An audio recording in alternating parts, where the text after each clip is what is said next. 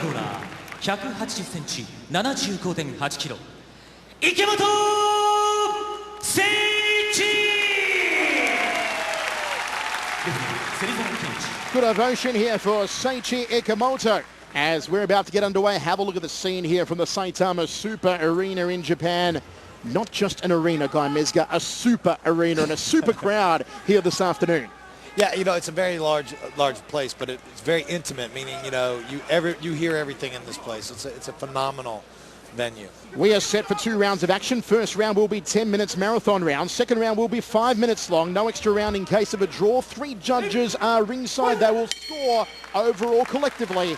Michael Chavello, Guy Mezga with you. Ikemoto, double hammer fist, double punch to open up proceedings. Goes for an inside thigh kick. Both men are orthodox fighters. Well, calling Ikemoto very unorthodox fighter. Yeah, I was like, no, he's orthodox right-handed. stance. I'll classify. He's Orthodox right-handed. stance. How about that? It's about the only thing that's orthodox about him is his stance.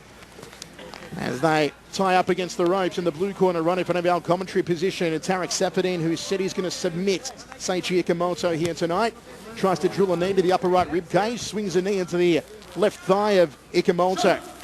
This is, you know, this kind of classic Team Quest kind of deal. These guys come from a strong wrestling background, Greco-Roman in particular. You see how he uses the underhooks and keeps the pressure on him like that.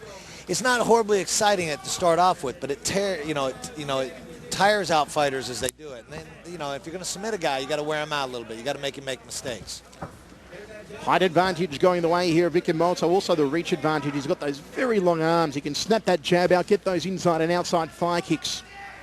Saffiedine, he needs to start. He's a good kickboxer. He needs to start picking it up a little bit. You know, he hasn't really done anything here. He's getting a good clinch, but he's not doing anything with that. And the Japanese fans, you know, and the Japanese judges, you know, are very like that. All those kicks and stuff like that, they're thinking he's right. There's a good kick there. Nice kick, left hook. Up to the jawline from Seichi Ikemoto. As I said earlier, Saffiedine does have a 12-1-1 amateur kickboxing record. As Guy said, we haven't seen much of the kickboxing prowess come into play yet. And there's a beautiful cutting leg kick from Tarec Saffiedine. Stepped across the body and chomped down Muay Thai style on the leg quadriceps of Seichi Ikemoto.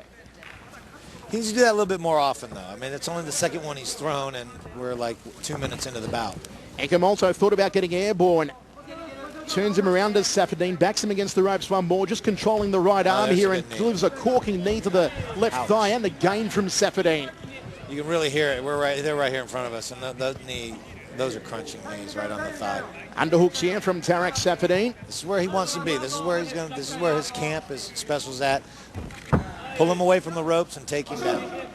Loving the knee work off the right knee to the outside left thigh. Looks for the takedown here. Ikemoto won't go to canvas. Well, his foot got hooked on the ropes, which is the disadvantage of you know, having a ring versus a cage, is that you get caught up in there sometimes. Knee to the upper left rib cage from Ikemoto. Then goes to the upper right rib cage. Gut munching knee from Tarec Saffiedine. Oh, good knee exchange over in the red corner now. Drilling those knees, belly button through the back from Seichi Ikemoto. And you can hear these. Oh, nicely done from Tarec Saffiedine. Loop the knee up to the jawline over the top of the left shoulder of Ikemoto. Just trying to control the left arm of Seichi Ikemoto, and the referee says break. Let's bring it both back to centering.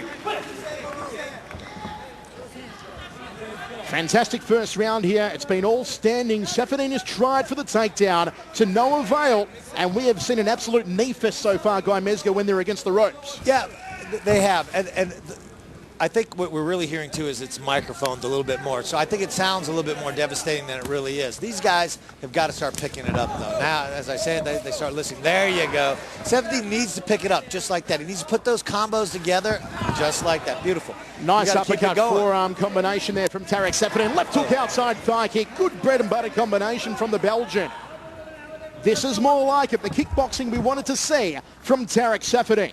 And now Ikemoto needs to start doing it. Yeah, that stuff. He needs to be that unorthodox style fight, throw off the game a little bit, and then mix it up with. 1-2 jab outside thigh kick from Saffiedine, just chomping away on that leg quadriceps area once more. The Belgian circles off to his right guy. Yeah, Saffiedine's using, you know, classic Thai boxing technique. This is like Thai boxing 101. There you go. I knew it was coming for a shot soon. Double leg from Seichi. Got stuff there from Saffiedine. Back Saffiedine against the ropes as Ikemoto Saffiedine controlling the right arm once again, delivers a corking knee and another to the outside left thigh of Seichi Ikemoto. Beautiful trajectory on those knees, just digging the point of the knee, smacking to the quadriceps as Ikemoto tries to go high for the meet and greet. He's also being very precise with his knees. He's actually hitting the side of the leg, which is much more vulnerable. Your sciatic nerve is closer to the surface there, and you catch that, and the guy's going to go straight down like he got shot. He has hit that 1 point over and over, and you can already see the red swelling as Saffiedine came agonisingly close to pulling the jaw. Double lunging punch again from Ikemoto, something out of a Street Fighter game. Yeah. I don't even know how powerful it is. I mean, it's so silly looking. Good. Yeah, it looks so silly, you don't really know. But it definitely got the respect of Saffiedine, so it must be a little more, telling than it looks. Spinning back fist, Manson Gibson style from Seichi Ikemoto. Saffiedine comes forward again. Out of the pass. Yeah, one of the spinning back fist classic legends, Manson. Oh, yeah. Spinning back fist, spinning back kick. Good inside thigh kick. Trying to compress that femoral artery on the inside lead thigh of Tarec Saffiedine. I don't know why Saffiedine's not picking this up. He's got the combos. He's the harder hitter. We tried for a Brazilian kick, and now Saffiedine on his back. Ikemoto going inside the guard of the Belgian. Let's see what they can do on the ground. Closes the guard, does Tarec Saffiedine. Controlling both arms here. Yeah, he's doing a good job. If you notice when he had the guard on there, he's doing a very good job of controlling the distance. See how he's keeping him there? I say that as he gets each 2 punches. He needs to start pulling that head. When your guy's up there like that, it's very hard to keep him from being able to run the blows down. He needs to, double punch again. He needs to grab the head. There you go. Now, when you control the head, now he's letting the head gut up like that. That's not a good thing to do. Just allowing Ikemoto to posture up, yeah. Yes. It's very difficult to get a submission from there. Arm bar from there, everything, because the head's so far away from him. Now he got it. There he goes. Grab the head. Now you notice how he's got it crunched up. He's going to be able to get a submission. He let go of the head. I don't understand that. This corner needs to kill him to keep hold of that head. Controlling the arms here, Tarec Saffiedine, as Ikemoto is allowed to posture up once again. Will he plow through with that right hand as he has so far? And he does. Smack bang to the guts and then one to the rib cage of Tarec Saffiedine. Ikemoto doing some damage, goes back inside the guard here of the Belgian.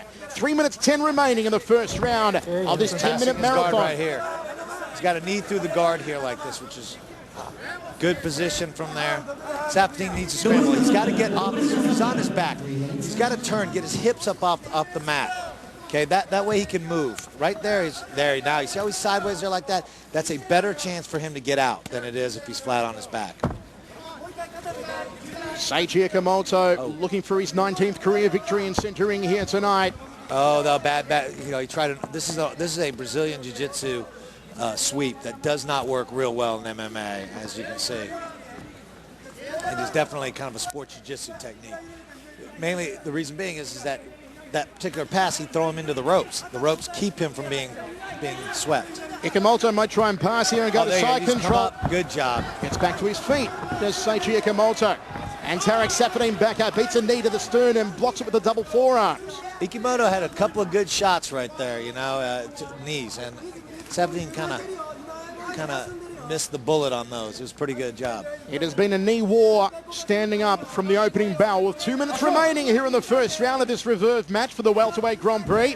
Saffiedine tries to get Ikemoto down, but Ikemoto maintains his vertical base and draws another knee into the midsection of the Belgian.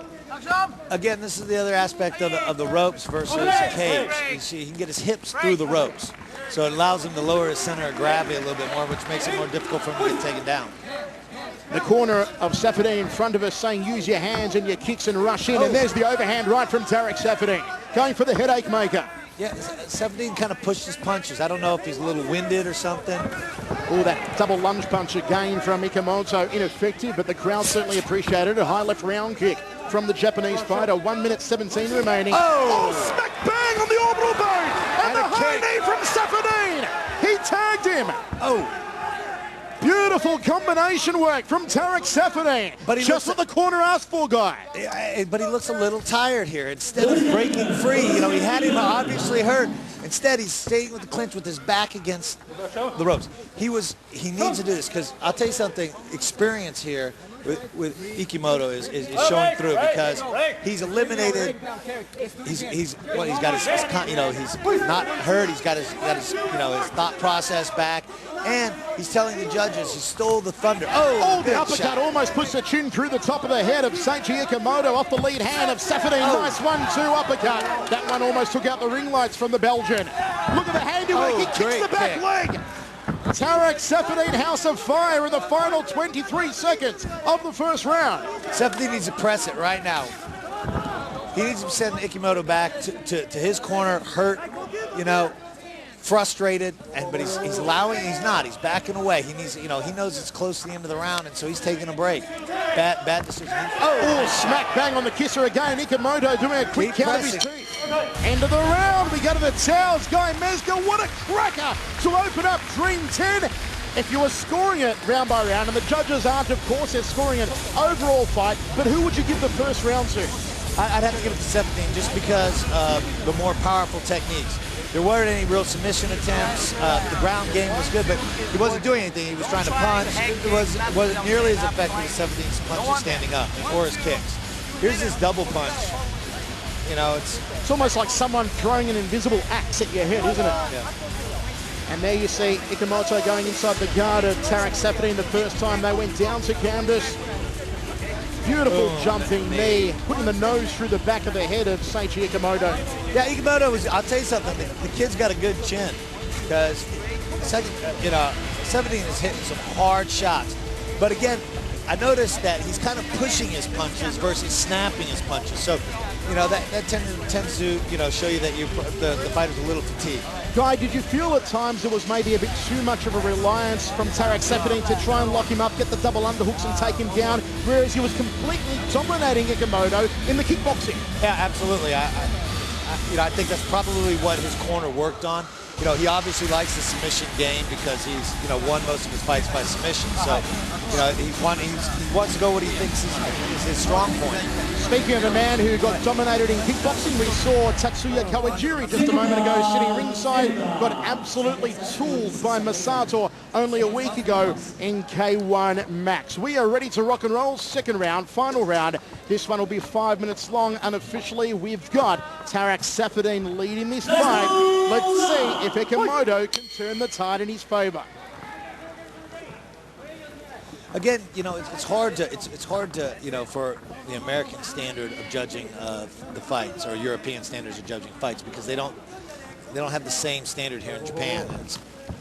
So really Saffiedine's gonna have to do is keep pressing the fight. He's got to keep pressing the fight. That's how he's gonna win. And the same thing for Ikemoto. I mean, he needs to be sitting there playing more than one technique. He needs to be forcing this fight, letting the judges know I'm trying to finish this fight.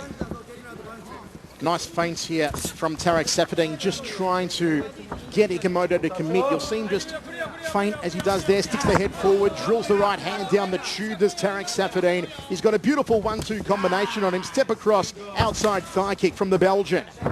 Turns off to his right. Nice footwork here from Saffiedine. As we said earlier, it is all Tarec Saffiedine in the stand-up. Jab 2, fell short.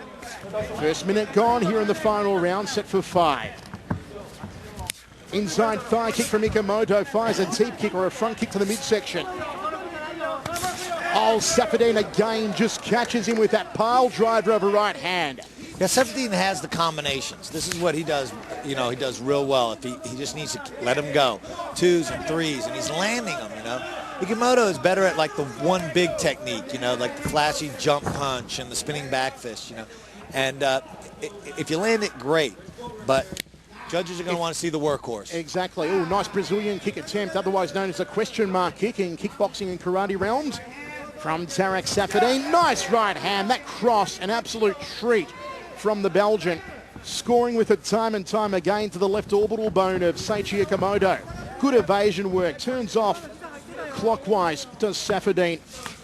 Checks the inside thigh kick. 3 minutes remaining here in the final round. A snappy left hand.